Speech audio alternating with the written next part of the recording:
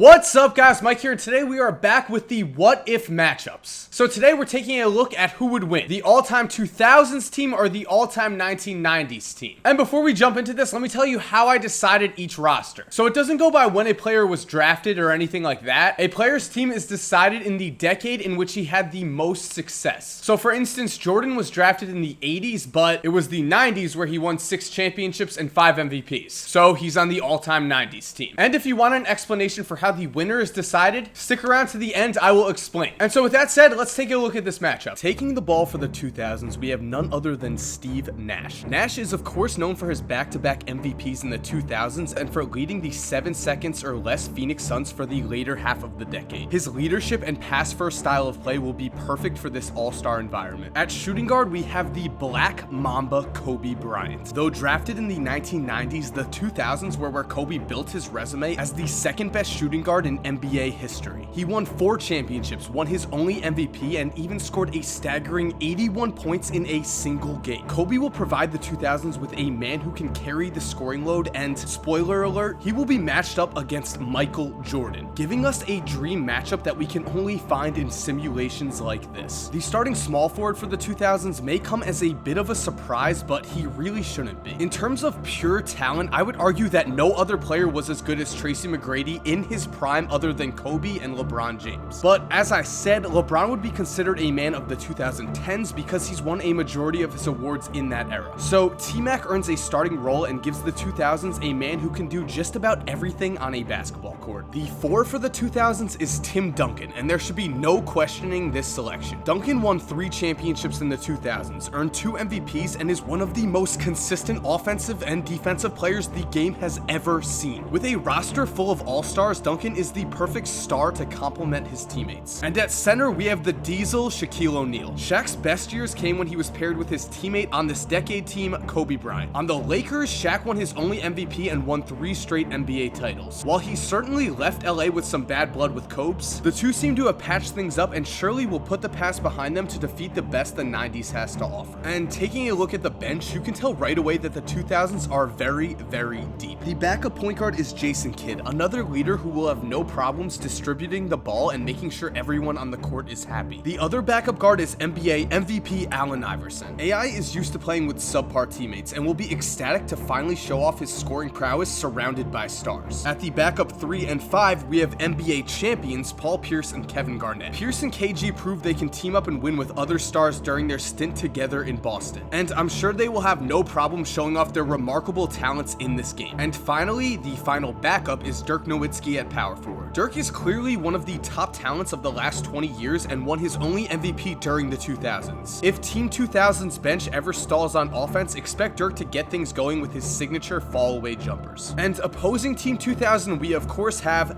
the all-time 90s team. Starting for the all-time 90s at point guard, we have the most consistent player in NBA history, John Stockton. Stockton was never an MVP, was never an NBA champion, but he was the best point guard of his era. His remarkable consistency will sure to be very valuable in this game, and expect him to get everyone involved early on. At the 2, Michael Jordan faces off against his nemesis that never was Kobe Bryant. Because here's the thing, throughout Jordan's prime, he really never had a serious competitor at the shooting guard spot. Sure, early on Clyde Drexler tried, but then Jordan vanquished him with the shrug game and it was smooth sailing from there. With that said, Kobe will provide Michael with an extremely interesting challenge, and we will soon see if Jordan can back up his reputation as the best basketball player to ever live. The small forward of the 90s is Jordan's teammate, Scottie Pippen. Now, Charles Barkley could definitely make a case here for the starting nod, but we're going to take his scoring off the bench. Pippen gives this squad some incredible wing defense and has proven throughout his career to be one of the best teammates of all time. So there is no doubt he will be able to blend into this starting lineup seamlessly. The power forward of the 90s should be a surprise to no one. Again, the pairing of Stockton and Malone never produced a championship, but Karl Malone did win 2 of his own MVPs in 1997 and 1999. Malone was also a first-team All-NBA selection every single year in this decade, something that no other player can claim, and he will certainly prove to be a force down low in this matchup. And at center, we have Hakeem Olajuwon. It's been said that due to his incredible footwork and athleticism at the center spot, there will never be another player like Hakeem. And to be sure, the Dream was certainly one of the best basketball players of all time. A one-time MVP and two-time champion, Hakeem won his awards when Jordan retired briefly for baseball, but in this game, with Jordan as his teammate, he won't have to worry about beating MJ. Instead, the matchup between himself and Shaq will certainly be one of the biggest subplots in this game. Off the bench for the 90s, Gary Payton will give this team a nice change of pace, especially on the defensive end. At the 2, Clyde Drexler will give this team a nice scoring option when Jordan rests. And speaking of scoring, the backup squad's offense will run through Charles Barkley. Chuck can score from the outside, can bulldoze for points on the inside, and will be sure to give the 90s a nice rebounding edge. As for the backup big men, Patrick Ewing and David Robinson will both take turns subbing into the game when Malone and Hakeem get tired. You really can't go wrong with either of these Hall of Fame players, and the 90s will be sure to not miss a beat when their backups come into the game. And so, with the team set, the only thing left to do is play the game. The game begins with a tip-off win for the 90s, and the ball is quickly given to John Stockton. Stockton surveys the defense, hits an open Scottie Pippen, and Pippen knocks down a medium-range jumper to start it off. Moments later, after a defensive stop, Michael Jordan runs the ball down the court and makes a tough contested three-pointer. This gives the 90s a fast 5-0 lead, but Team 2000 quickly gets into a rhythm, as the team finds success in the post through Shaquille O'Neil. First, Shaq tosses in a short post hook, then Nash finds him for a thunderous dunk. Not to seem overmatched, on the opposite end, Hakeem finds an open lane to the rim and shows off his own dunking ability. And with 7 minutes left in the quarter, the 90s lead by 5 points and Team 2000 calls a timeout. However, this timeout does nothing to slow down the 90s. Jordan begins to put a real mark on this game, rebounding a Team 2000 miss and scoring in transition. The next time he touches the ball, he puts it on the floor and knocks down a mid-range jumper. Capping off his mini run, he draws in the defense, finds an open Karl Malone near the basket, and Malone finishes around the rim to extend his team's lead to 11. The last 3 minutes of the quarter find both teams struggling on offense, though Team 2000 is able to knock down a few shots, most notably a Paul Pierce three-pointer and an Allen Iverson drive. And the first quarter ends with the 90s holding a 6-point lead. Starting off the second quarter, David Robinson and Patrick Ewing prove their worth off the bench with back-to-back baskets around the rim. As if to get back at them, Dirk shows off a different style of big man play on the other side of the court and drains his signature fall-away jumper. Then he spots up and drains a three off a sweet pass from Jason Kidd. This three is quickly matched from the glove, Gary Payton, who is then subbed out and replaced by the starter, John Stockton. Stockton continues right where Payton left off, knocking his own jumper down before feeding Michael Jordan with an open mid-range jumper. This gives the 90s a double-digit lead, but things quickly change. First, Shaq throws down a huge dunk off a lob from Kobe. Then Kobe steps back and drains a three. And to cap off this comeback run, T-Mac ISOs, rises up and drains a three of his own. From there, the two teams trade baskets and misses for the rest of the quarter, and the 90s take a 3-point lead into the second half. The second half continues to showcase some of the incredible talent of some of the best players in NBA history. Shaq continues to bang time and time in the post, scoring on several offensive possessions. Jordan begins to isolate, making his own way to the rim for athletic finishes before drawing in some double teams and setting up Malone for some short jumpers. With that said, in this quarter, no team can quite gain an advantage, though this isn't for lack of trying. Kobe in particular has a big third quarter, hitting several fall-away jumpers and picking up some easy baskets in transition. Duncan also begins to get going, scoring on some putbacks before posting up, faking a fall-away jumper, and scoring around the basket. Like I said though, no team gains an advantage, as Kobe and Duncan's points are matched by Pippen and Robinson. Pippen scores his points on drives to the basket, and Robinson of course collects his around the rim through a variety of dunks and layups. And so the third quarter comes and goes and sees no change in the score, which means the fourth quarter begins with a 3-point lead by the 90s. This lead is quickly extended by Charles Barkley, who has been quiet so far. Chuck posts up, fakes, then bangs in the post for a basket that begins his own personal run. 8 points later, Barkley finishes this run on an isolation play, knocking down a jumper that gives the 90s a 7-point lead. This lead is quickly cut into by Kevin Garnett, who knocks down a mid-range jumper, and Steve Nash, who hits a floater off of a nice drive. But then, Stockton and Malone check back into the game and everything changes. Time and time again in the fourth quarter, Stockton and Malone run pick and roll after pick and roll, and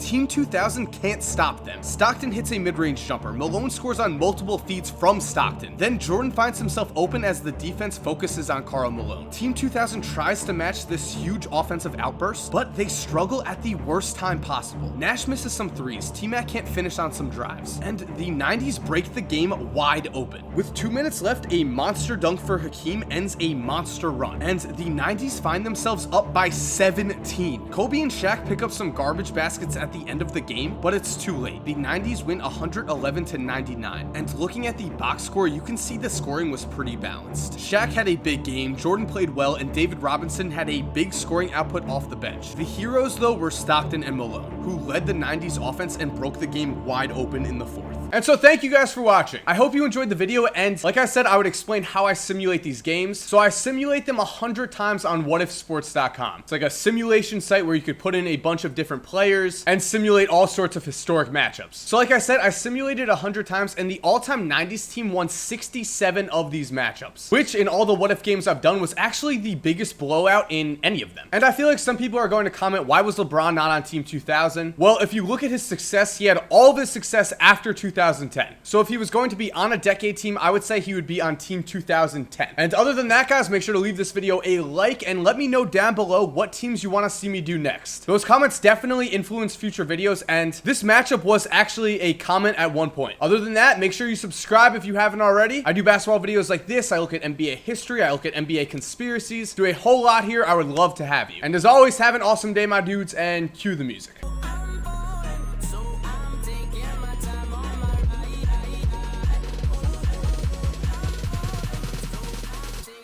Time on my